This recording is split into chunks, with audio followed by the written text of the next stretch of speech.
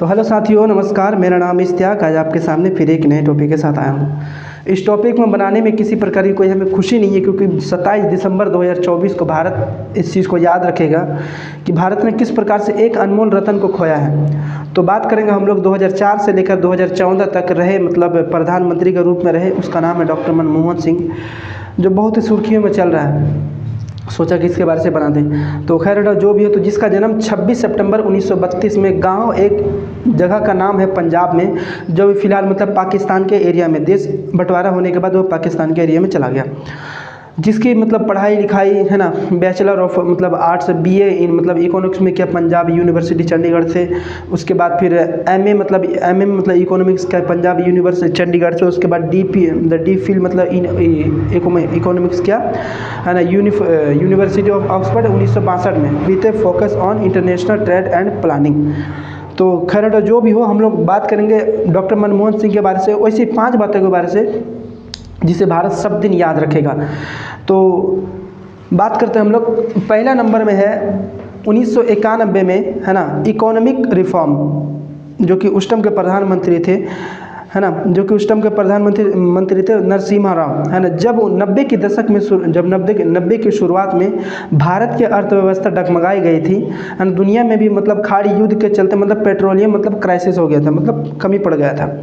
भारत के पास इतना भी पैसा नहीं चला, मतलब पैसा की बहुत कमी हो गई थी भारत के पास, काम चलाने लायक भी मतलब पैसा नहीं था।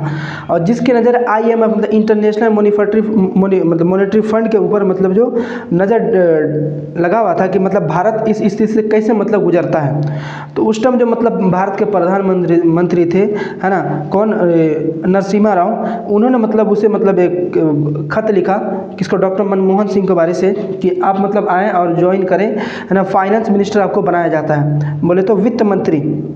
तो उन्हें मतलब यह खबर मजाक लगा। फिर मतलब जैसे सुबह होती है, तो जैसे उन इस बात को मतलब मजाक मतलब लिया था, तो उसी प्रकार से डॉक्टर मनमोहन सिंह जी को मतलब उस टाइम डांट पड़ती है कि आपको वित्त मंत्री बनाया जाता है, तो आप आएँ और ज्वाइन करें। तो उसके बाद फिर मतलब ये लगा कि ये मतलब मामला बड़ा गंभीर है, ठीक है। तो उन्होंने मतलब क्या कहा था कि इस IMF तो हालांकि इसका नज़र थी, तो माहौल ऐसा मतलब बन गया था कि मतलब नेता लगता है अब देश को बेच देंगे। मतलब उस टाइम की जो जनता थी 1991 के दशक की जनता, उस टाइम उन्हें लगा कि मतलब ये नेता लोग मतलब देश को अब बेच देंगे और रखेंगे नहीं। उसके बाद फिर नए नियम लाना था, वो भी मतलब एक प्रकार से बहुत ही खतरनाक था, क्योंकि देश में मतलब पैसा भी नहीं था। नए नियम लाने के लिए कुछ मतलब इम्पोर्टेंट ज़रूरी होती है ना। उस टाइम फिर नरसिम्हा राव का मतलब साफ मतलब कहना था कि अगर सफल हो गए तो, हालांकि डॉक्टर मनमोहन सिंह को जब कहें अगर आप सफल हो गए तो भारत का अगर ये जो GDP है, भारत में अगर पैसा के बाद से जो इतना जो कर्ज चढ़ा हुआ है, इतना जो मतलब जो पैसा की कमी, अगर आप सफल हो गए तो सरकार को और आपको मतलब इस चीज़ का क्रेडिट मिलेगा।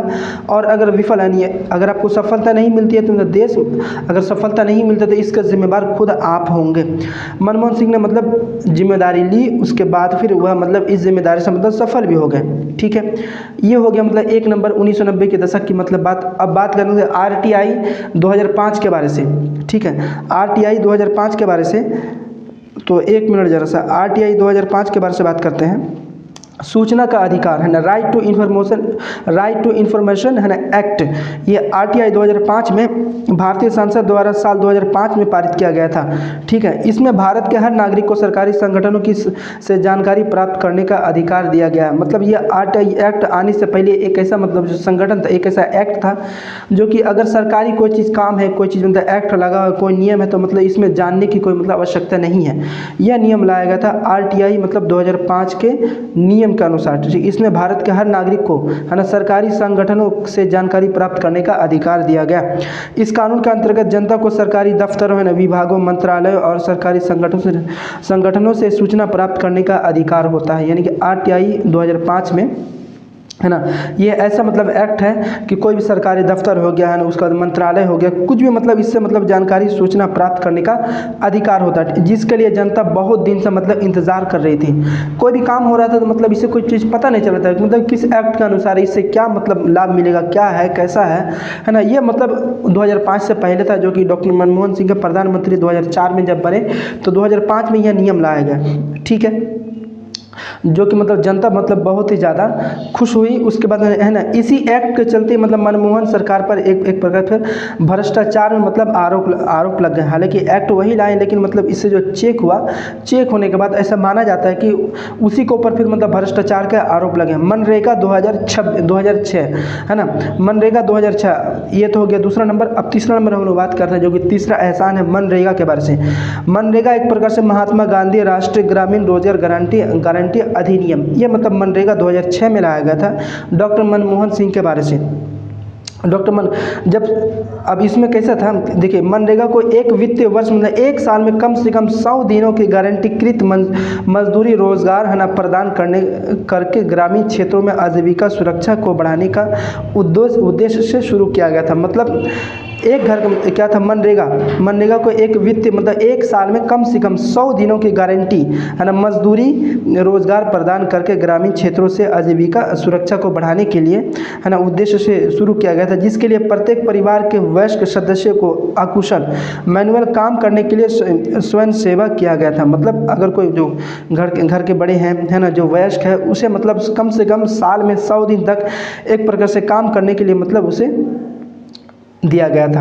अब उसके बाद बात करते हैं सिविल न्यूक्लियर डील 2008 में। ठीक है, सिविल न्यूक्लियर डील ये क्या है, तो बढ़ते प्रगति के साथ मतलब ऊर्जा ज़रूरतें बहुत ज़्यादा मतलब बढ़ गई थी। मतलब जैसे देश आज़ाद हुआ, देश आज़ाद होने के बाद जैसे बिजली नहीं थी, बहुत सारे खाने पीने का कोई सामान नहीं था, बहुत चीज़ मतलब पीछे चल रहा था।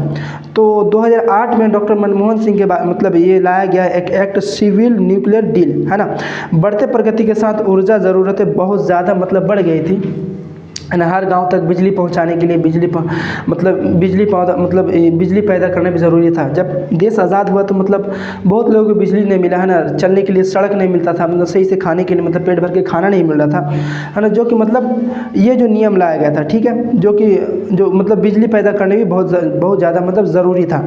इसके लिए न्यूक्लियर प्लांट लगाना मतलब सबसे आसान तरीका था है ना। पर इसके साथ साथ ही मतलब एक खतरा बढ़ जाता है, इसके साथ साथ भी खतरा बढ़ जाता है। देश में ये सरकार है ना अमेरिका के हाथों में मतलब कुछ बेचना चाहती थी। मतलब ये हुआ कि जब उस टाइम 2008 में जब ये मतलब नियम को लाने गया ये न्यूक्लियर सिविल डील को, तो उस टाइम की जनता को लगा कि मतलब फिर लगता है ये सरकार में अमेरिका के हाथे मतलब फिर कुछ बेच देगी।